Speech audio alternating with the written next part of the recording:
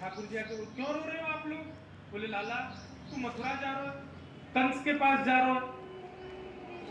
भगवान बोले 3 दिन के काजी तो जा रहा हूँ, कल जाऊंगा परसों रुकूंगा, बाकी अगले दिन तो आ जाऊंगा मैं, और कल जाऊंगा परसों ही आ जाऊंगा, 2 दिन में ही आ जाऊंगा मैं तो।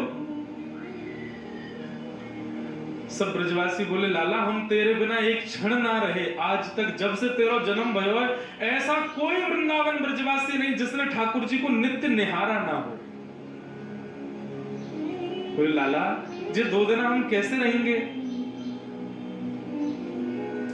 ठाकुर जी थोड़े रूठ गए, बोले दुनिया के बालक घूमे जामे, मोह तो ऐसा लगे तुम सबरे मुंह को घर में बुढ़ो कर लोगे या ब्रज से बाहर ही ना जान दोगे। अरे मैं तो बालक हूं, मेरे तो मन करे बाहर जावे को, मेरे तो मन करे घूमने को, अरे कह दे ना परसों आ जाऊं, अब रोका ही क्यों रहे? ठाकुर जी उदास है कि बैठ गए। तो सब ब्रजवासी बोले लाला की बात तो सही है, अरे भैया बालकन को मन करे घूमने को, लाला को मन हैरो होगा। सब ब्रजवासी के बोले लाला तू ऐसे उदास मत हो, तू चलो जा, लेकिन सुन आ जाएगा ना, और जल्दी आ जाइयो लाला, इतना समय मत लगाइयो। ठाकुर जी बोले मैं परसों आ जाऊंगा।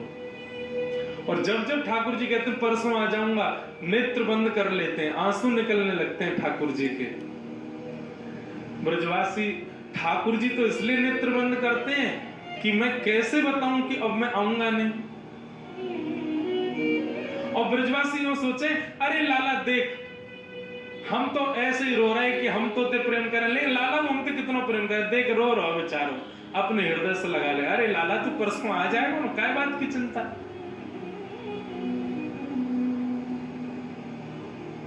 रात में यशोदा मैया के भुजा को तकिया बना करके ठाकुर जी यशोदा मैया के हृदय से लिपट करके सो रहे हैं,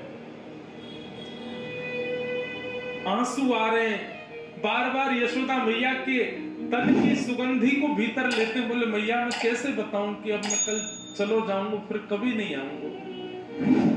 सबको रोते वेदी पर बैठे हैं, महाप्रसाद सामने रखा है, लक्ष्मी मैया हाथ जोड़ करके खड़ी है, ठाकुर जी से कह रही है नाथ भोग आरोग। जगन्नाथ प्रभु कह रहे देवी इच्छा नहीं हो रही। क्यों? आप तो जगन्नाथ हो, आप तो प्रसाद देखते ही महाराज हाथ लंबे कर लेते हो, दूर दूर से पाने लग जाते हो, और आज आपको इच्छा नहीं हो रही, क्या बात है? महाप्रभु जी कहते हैं एक मेरा भक्त सब छोड़ के आ गया, सब त्याग करके आया, त्याग करके मेरे शरण में आया है, लेकिन इस बात की ग्लानि में बैठा है कि इतने वर्ष मैंने क्यों संसार में विषय भोग भोगे। और वो भूखा प्यासा 3 दिन से पुरी में समुद्र के तट पर बैठा, मुझे उसकी याद आ रही है, मुझे भूख नहीं लग रही है, तुम कुछ करो, उसके पास प्रसाद भिजवाओ, वो पाएगा तब मैं प्रसन्न होऊंगा। लक्ष्मी जी ने स्वर्ण के थाल में महाप्रसाद को, सन्मुख का थाल जिसमें महाप्रभु जगन्नाथ भोग लगाते हैं, वही थाल जगन्नाथ जी के अधरामृत से युक्त थाल एक बालक का रूप धारण करके माधवदास जी के पास ले जाया गया। और माधवदास जी के पास रख करके कहा, बोले कि आप ही माधवदास हैं? स्वर सुनकर के बोले हाँ जी मैं ही हूँ। बोले श्री ठाकुर जी ने आपके लिए प्रसाद भेजा है मंदिर से, पा लीजिए। माधवदास जी तो महाराज प्रसाद देखने में व्यस्त हो गए, बालक अंतर ध्यान हो गया, प्रसाद देख करके इतने प्रसन्न हो गए, बोले ठाकुर जी ने प्रसाद भेजा, तुरंत प्रसाद पा लिया।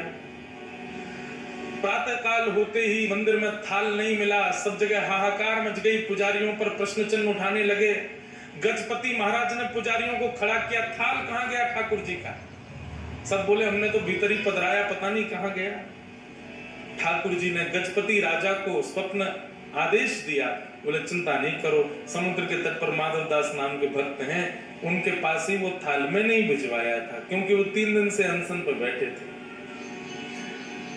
ये खबर सुनते ही सब पुजारियों सहित गजपति राजा गए और समुद्र तट पर देखा माधवदास जी बैठे प्रसन्न मुद्रा में, स्वर्ण का थाल रखा है, प्रसाद पा चुके। सबने जाके दंडवत किया और कहा महाराज आप दर्शन के लिए चले। समस्त पुजारी और गजपति राजा माधवदास जी को लेकर के मंदिर में जैसे ही गए, मंदिर में माधवदास जी के प्रवेश करते ही ब्रह्मवेदी पर बैठे श्री जगन्नाथ झूमने लगे, ऐसे आनंदित होने लगे माधवदास को देखकर। ठाकुर जी झूमने लगे माधव दास को, और जैसे ही झूमने लगे सब पंडा पुजारी जय जयकार करने लगे, हरि हरि बोलो, हरि हरि बोलो। महाप्रभु प्रसन्न हो गए माधव दास को देख करके। माधव दास जी ने प्रथम दर्शन किया श्री जगन्नाथ जी का। लगभग 90 वर्ष के हो चुके थे।